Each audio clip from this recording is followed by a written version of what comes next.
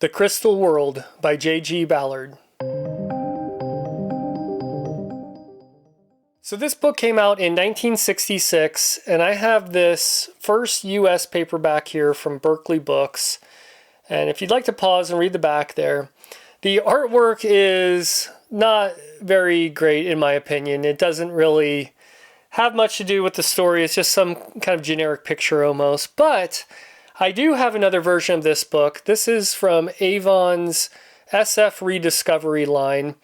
And these are trade paperbacks that came out. There was like 28 or 29 of them. I did a whole video on them. But here we've got some really great artwork that really captures some of the imagery that matches the story very well. So definitely like this cover a lot more. Now, this is the first novel I've read from J.G. Ballard. I have read his short story, Terminal Beach, and I did like that.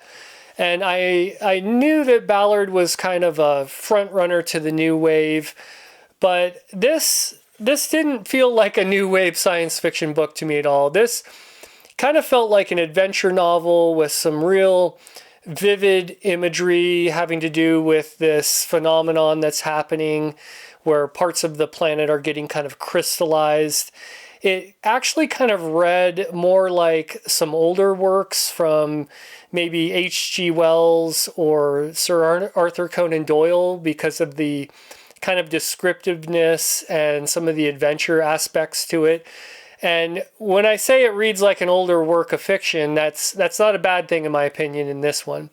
And so I really did enjoy this one. It wasn't a perfect novel, but there was a lot I really enjoyed about his writing, the adventure aspect. It really kept me engaged in the story. The descriptive writing he did around this phenomenon that happens is some of the best writing I've read in a long time. And there was some messages and some other things in there, but it wasn't layered on too thick. It wasn't, right in your face. It was just kind of, there was a lot left up to the reader's interpretation. And I actually thought that worked out really well in this novel. And I'll get into a little bit of the cons where I say this isn't a perfect novel later, but let's first just kind of get into what this one is about. So we start off with this one. The whole novel takes place in Africa, in the country of Cameroon. And our main character is a doctor. His name is Sanders. And he's been working in this area in the jungle working alongside this leper colony and helping them out. And he has some colleagues that are up there with him. And he had left and he's returning back to this area. And he's really wanting to get back up to this leper colony. And you're not exactly sure why at first, but you find out pretty soon that he did have an affair with one of his colleagues. There's a husband and wife that he had been working with, and he had an affair with the wife. And so he's got a few motivations to kind of get back to this area. Now, the passage he took on this ship, he's got this kind of cabin mate who's this kind of crazy architect, and he's also trying to get up to this area in the jungle. There's a diamond mine that's in this area as well. There's locals, there's some tribes and villages, but it's pretty remote. So in the beginning of the novel, our character Sanders, he arrives in the port city, and he's getting ready to try to take passage up the river to get to this leper colony.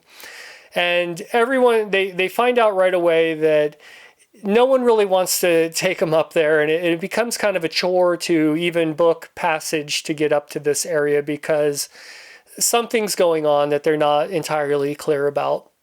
As you get more into the novel, you realize that there's this thing happening in this part of the jungle where it's starting to get crystallized and frozen in a way, and not just physically, but there's even the science fiction element of like time freezing as this is happening. And it's as this crystallization is spreading through the jungle, it's kind of taking everything with it, whether it's the plants and the foliage and the animals and humans, anything that kind of gets in its way. We also find out that this is not only happening here in this one spot in Africa, but it's also been recorded or reported in Florida and in what we would consider Russia these days.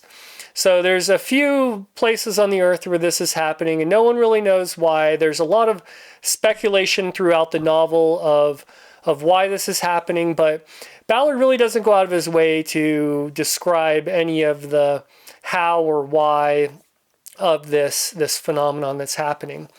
So as we get more into the novel, our characters kind of come up to this crystallization and see it firsthand and see what it's been doing to everybody up in this area. And it kind of gets into some interesting things. There's people that are handling this in all different ways. It's done some really horrific things to some of the wildlife and to some of the people, but there seem to be some people that aren't quite affected by it, and they're trying to figure out what's going on. And we just kind of read more and more about this adventure into this zone of crystallization. Now, it does seem to be spreading, and no one knows how to stop it, but there seems to be a couple things that can kind of hold it back a little bit. And one has to do with some jewels, and the other one has to do with this apostate priest. And it's a pretty interesting kind of solution or finale to this one that I didn't really see coming. Something that's not really put in science fiction a lot, but I think it fits, and it was done in an interesting way. So, I don't want to spoil the details of this one, of how the outcome of it is, but we get a lot of introspection from our characters as they're encountering this. That was definitely some of the good aspects. We got Ballard's writing when he's describing this phenomenon. It is really some vivid imagery that he's painting these pictures in your mind. It's just done really well. And when he's going back to our characters and everything else, he switches back to kind of a more traditional writing. But when he's describing this phenomenon, it's just very fascinating and just poetry coming off the page.